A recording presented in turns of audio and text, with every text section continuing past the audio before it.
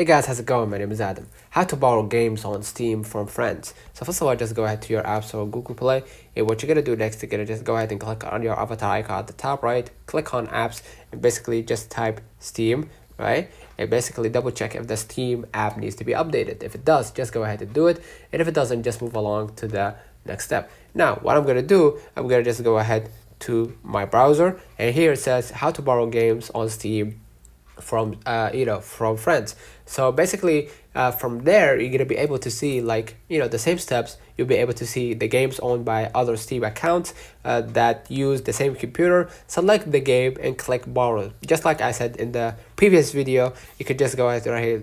I'm gonna demonstrate. Just go ahead right here to that game, for example, and then just click borrow if you are using the same device, and the owner of that game will receive a message that that request that person requesting an access to that game, and basically the game owner will approve that request or reject it depending on the user. Let me know in the comments if this video helped you. Don't forget to like and subscribe, turn on the notification bell to receive every video we upload. Thank you for watching.